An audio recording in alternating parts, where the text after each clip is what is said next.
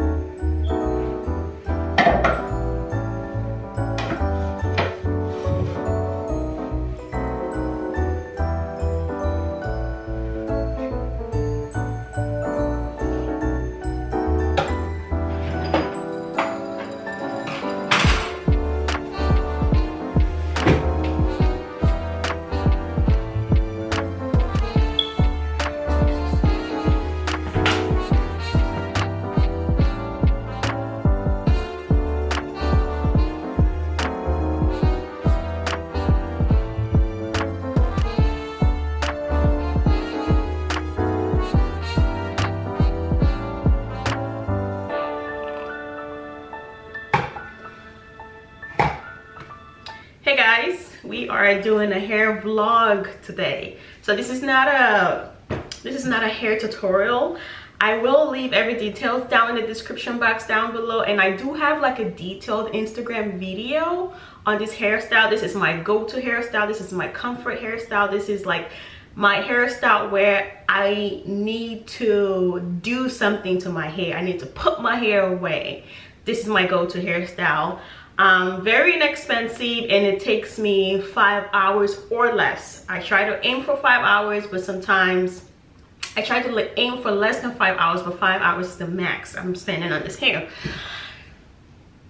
We are going to, I know it's been a while since I filmed. We're going to talk about life updates. We're just going to talk about everything. We're going to talk about the positive. We're going to talk about the negatives.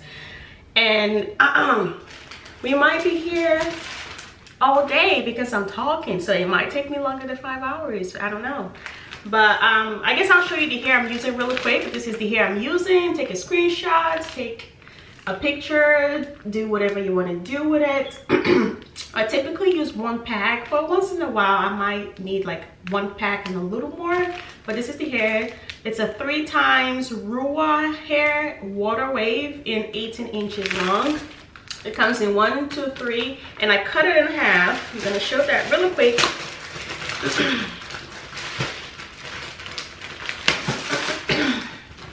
So this is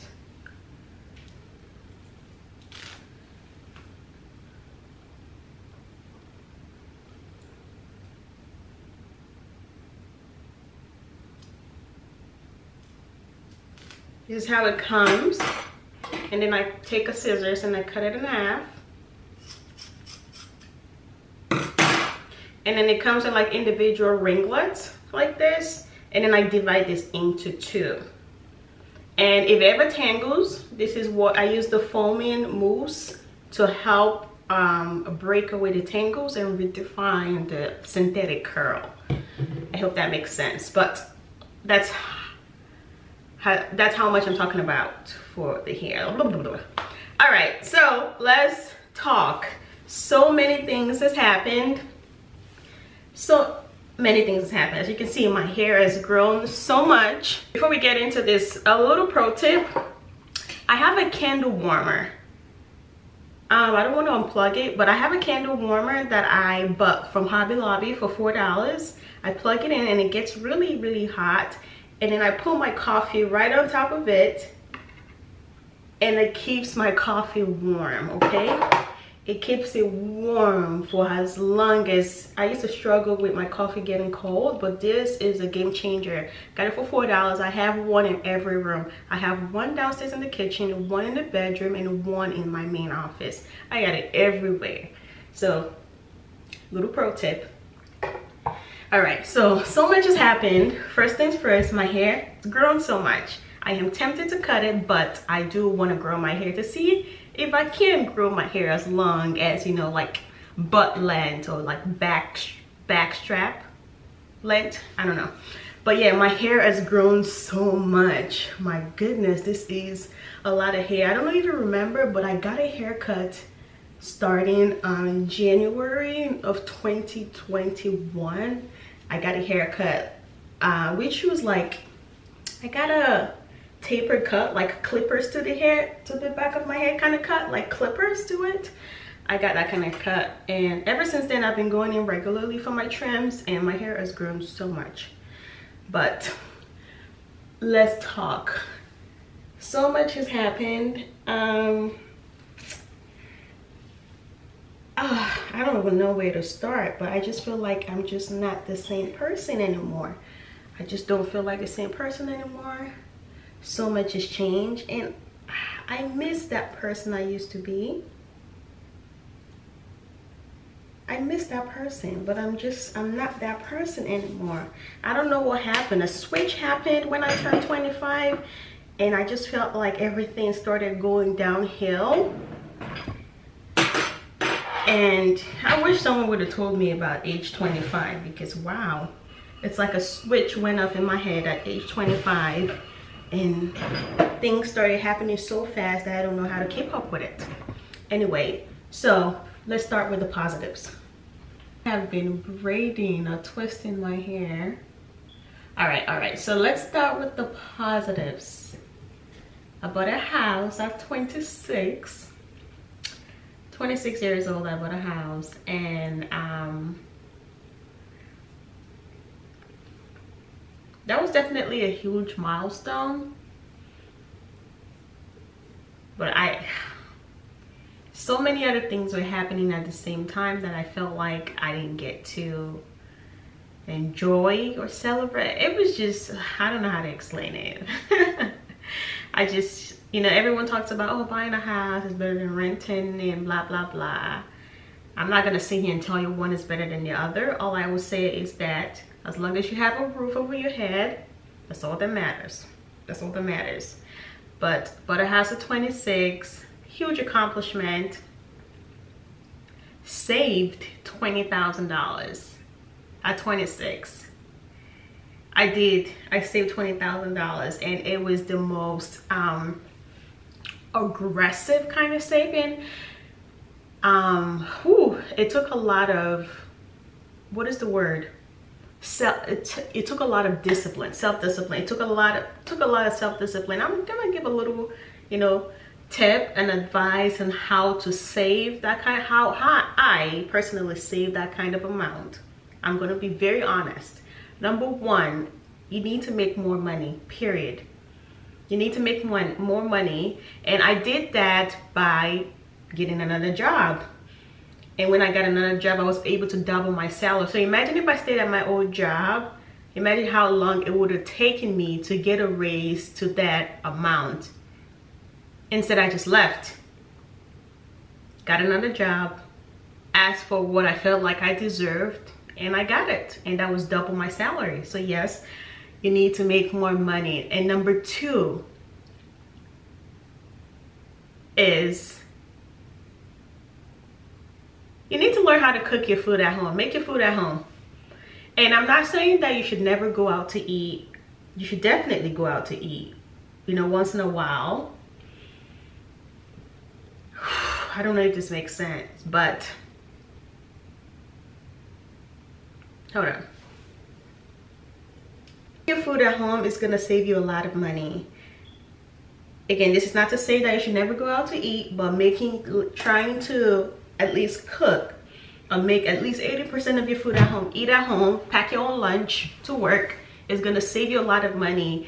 And on the flip side, the delivery services when it comes to food, absolutely, I will tell you, I mean, I know there's special situations, there's emergency cases, and which is not a bad thing, but depending on it every single day, you're never going to be able to save money. And I'm so sorry to say, especially if you're like an average Joe like me that works a 9 to 5. I'm not like, I saved my 20K solely from my 9 to 5 job. So if you're like an average Joe like me, a 9 to 5 girly, and you want to save, you need to delete that app. Not delete the app. Yes, you do actually need to delete the app, except in emergency situations. The delivery service is one thing for food to, is one thing for eating out to be expensive, and it's another to pay for those delivery service. You and I know how much those things end up costing. For example, the food might be $20 at the end of the delivery service, service fee, this fee, tip, and everything. A $20 meal is now $40. And that adds up if you do that every day. So yes, those are the two things I can definitely tell you helped me, and I saw significant change. Number one is to make more money.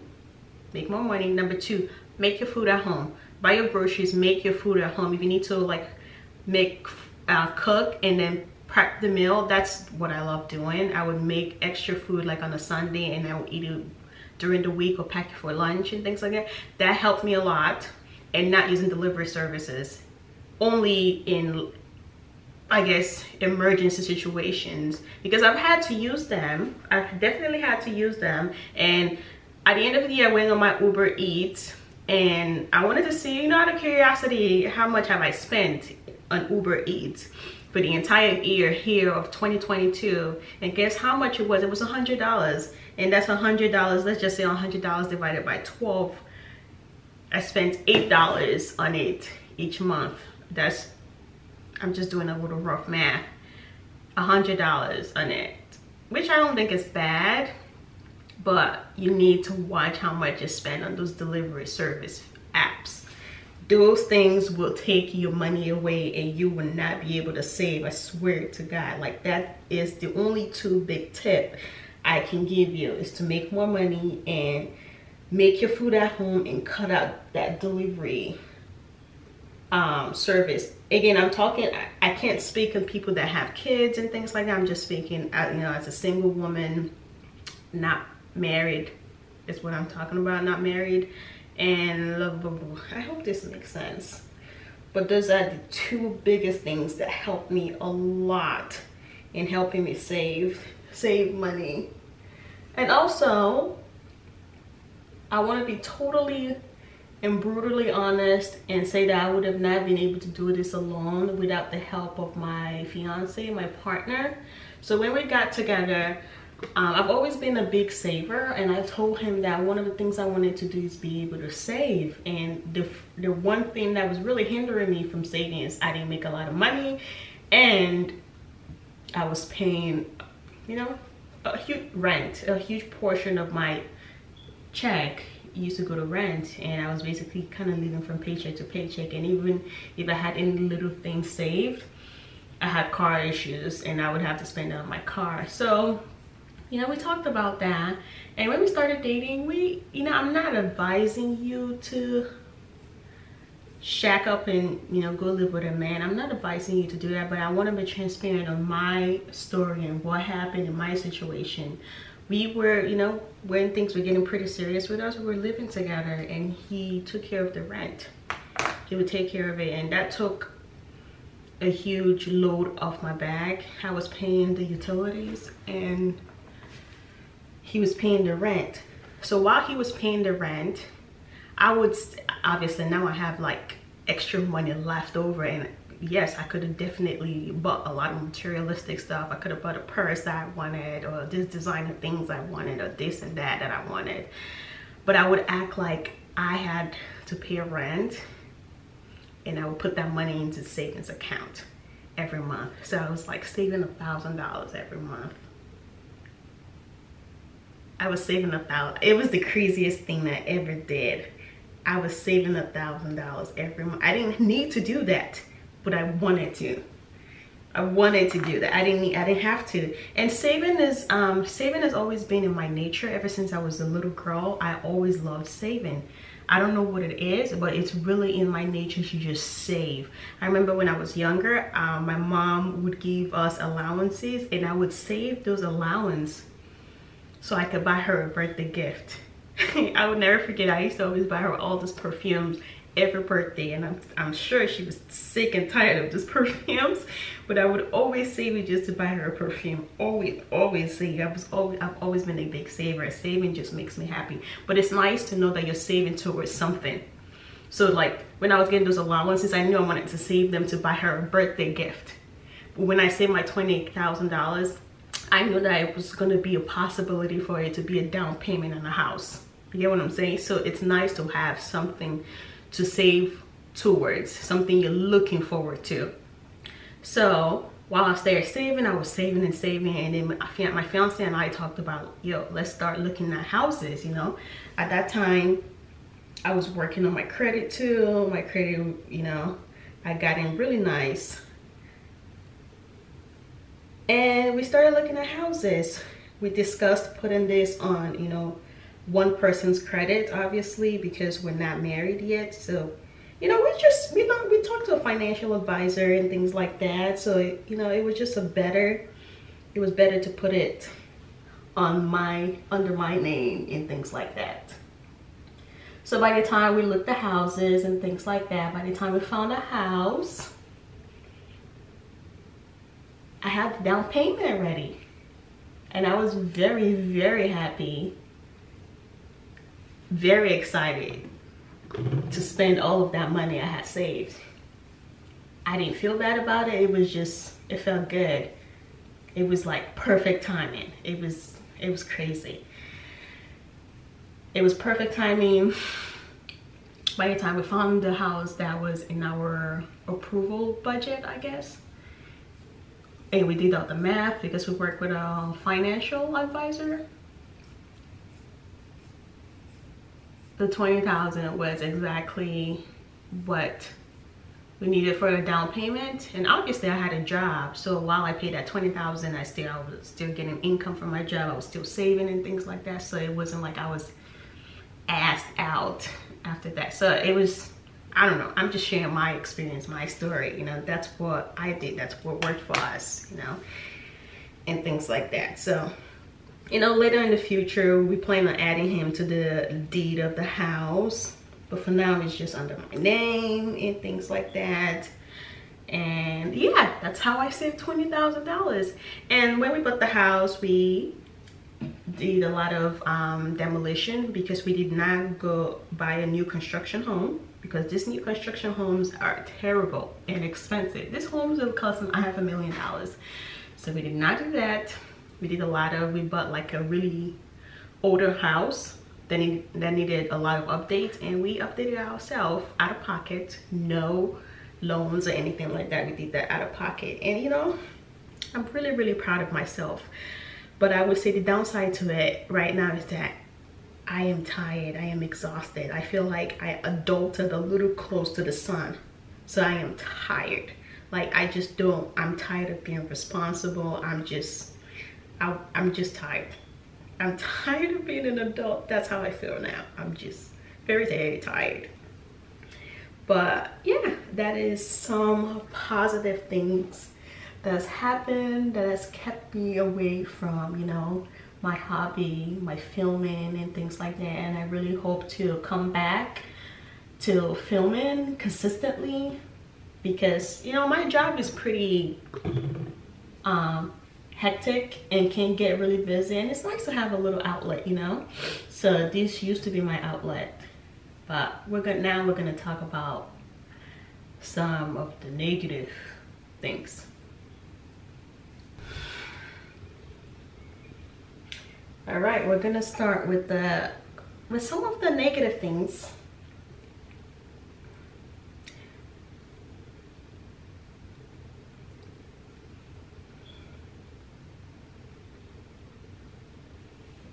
I've never really talked about my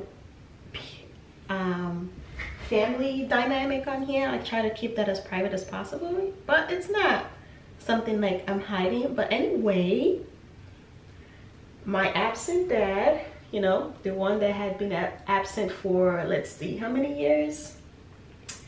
Let's see, I want to say about 20 years. The one that's been absent for about 20 years. Yeah, he came back around. And I'm not gonna, you know, dive too much into it. He came back around to my mom, you know. He came back when he had cancer. Came back when he had cancer, and then dumped all of this trauma on us, you know, the ones that he never took care of, the kids he never took care of, the wife, my mom, that he never took care of.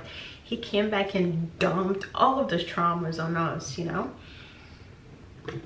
Like he was entitled to our time and care. So he came, he dumped all of that on us. He died a few hours before my 27th birthday. So hey, he died on that, my birthday is on the 6th of July. He died on the 5th of July, you know. Thank you for not dying on my actual birthday, you know. That's the least you could do. So yeah, he came and dumped all of those trauma on us. And just, if anyone's watching it and if you ever had a loved one or a family member have cancer, it is, whew, it's not a pretty thing. It's not a pretty sight, because it's like a slow death.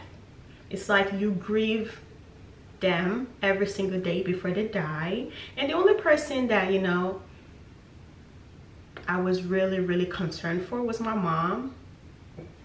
I don't know why, she just loved him so much. But yeah, I was very concerned for her because she just loved his dirty drawers so bad. And this is a man that has stepped out multiple times. This is a man that has a second wife with kids. This is a man that when he died, we found out about more kids. It was just disgusting. But he dumped that trauma on us. We had to take care of him. We had to spend a lot of money just flying. Yeah, we had to do all of those things.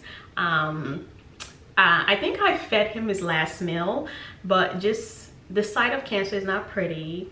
And it's, I don't know, I cried a lot. And you might be wondering, like, why are you crying about someone, you know, you don't really care for? Because I'm a human, I have feelings, and that sight was not a pretty sight. I don't want to describe it, but if you know, you know. If you know, you know. I hope no one ever gets to experience that, but if you have experienced that with a family member, you and I know it's not a pretty sight, and you grieve the loss of a person before they even actually pass away, because the doctors tell you things like, oh, he has a week left, or he has a month left, or the doctor would say like he had 3 months left, and a week later the doctor is like, he has 24 hours left or 72 hours left, and it was terminal. Chemo wasn't, you know, seeing what chemo does to someone, to a family member, you know. You don't recognize that person anymore. It's just not a pretty sight. It was very aggressive. It was not a good thing. And I guess the only thing that made me kind of sad was the fact that, you know, I always believe that as long as you're alive, anything is possible. As long as he was alive, you know, there was still a possibility of, like, you know, a father-daughter relationship. But now that he's gone, that possibility is like gone too. It would never happen, ever happen. And I guess adults don't think about how that affects kids, you know, not having that father-daughter relationship, or just missing a parent. I don't know. But that possibility is gone. That possibility is dead. Yeah. So that was very traumatic. Very absolutely traumatic. I had a lot of feelings. I do still have a lot of feelings, and I don't know how to process them yet. And we're gonna get into a conversation about a therapist, finding a therapist, and how hard it is and things like that. But I do have a lot of feelings. I was angry. I was sad. So many feelings. Oh. So mad, and I feel like those feelings are coming back up again. But yeah, so that happened. Good morning. I finished my hair yesterday, late last night actually, because I ended up hurting one of my fingers hurts really bad. But this is the hairstyle. This is my go-to hairstyle. I'm gonna sit here and style while I wrap up this video, but first I need my mirror.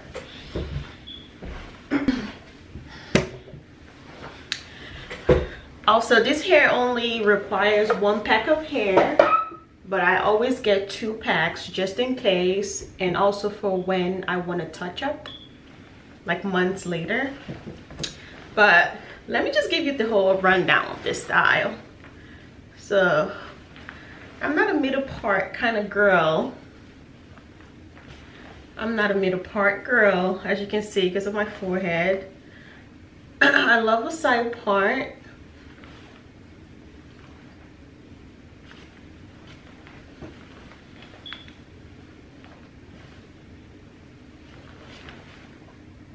Yes, I love a side part. And don't be scared to go in with your scissors to trim, depending on the length you want.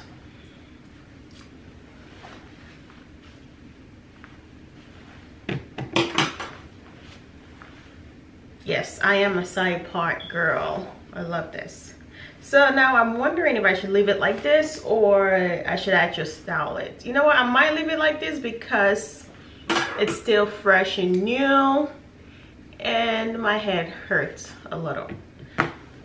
So we're going to oil our scalp with some Mielle organics. I've been dealing with a lot of dry scalp lately, like extremely dry scalp. So I don't know why. I thought it came from excessive sweat from going to the gym, because that's really the only major lifestyle change I made, was going to the gym more consistently, and I would sweat in my scalp really bad. And I can't wash my hair every day. It's just, I can't do it. I can't do that. So I would have protective hairstyle in to go to the gym, and I wouldn't wash my hair until I take the protective hairstyle out, which is usually like a minimum 4 weeks. So I had sweaty scalp for 4 weeks, and I really think that was the issue. But I have been doing everything in my power to alleviate the dryness and the itchiness. But we get, that's a topic for a different video. Well, my scalp looks good now because I washed it before this hairstyle and I did some treatment to it.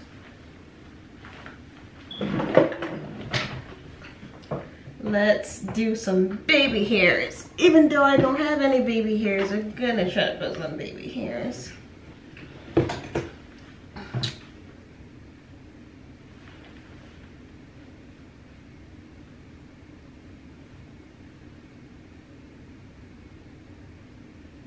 I don't do excessive baby hairs when I have protective hairstyle in, because I need every hair braided. I need it all braided up. Nope. I need it braided.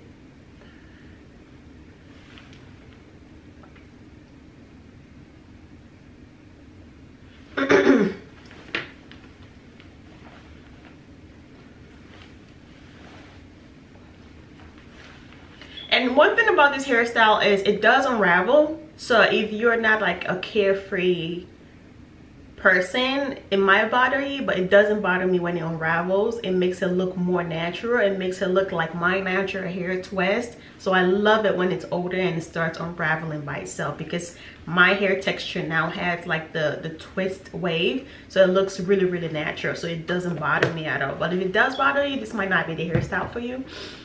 But yeah.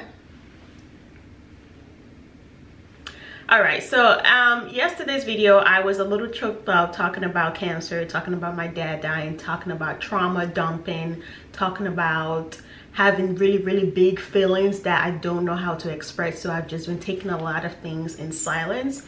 My goal for 2023 is to find a therapist. I think I had only 2 goals on my list this year, just to find a therapist that I am compatible with. One that I don't have to quote unquote fire or let go because we're not compatible. That is my goal. And it's been, and a lot of people talk about, oh yeah, just go find a therapist. Everyone is, but it's really hard finding one. It's really, I spent 12 months trying to find one since I left New York. It's really, really hard. I have insurance. Most of them don't take insurance. They want to be paid out of pocket, and I pay $300 a month for insurance. Come on, I pay $300 a month for insurance, and I still have to pay out of pocket. Like if I can't use my insurance, I would love to because I'm paying for it. So my goal this year is just to find a therapist, even if I have to pay out of pocket because they don't take insurance. I'll do it. I'll do it. That is my goal this year, and I started the process already in December. I'm hoping to hear back sometime this week or sometimes next week, so we can start the process beginning January all the way to carry me all throughout the year. And my second goal this year is hopefully to get married, but I will not get married without couples therapy. I will not get married without that. So while I'm looking for a personal therapist, we're also looking for a couples therapist, because I will not get married without one. Absolutely will not get married without one. And also, I've also decided that I do not want to party. I really slept on it. I sat on it for a year, and I don't want one. I just don't. I don't want one. So those are the only 2 goals this year. There's a lot more I wanted to share, but I don't want this video to be a little, you know, we're gonna save that for other videos in the future. So I hope you guys enjoyed this video. Please bear with me because it just feels like I am starting over again. You know, it's been a while, but I hope you guys enjoyed this video, and I will see you in my next one. And Happy New Year, and I hope you guys have an amazing New Year. I'll see you guys in my next video. Bye.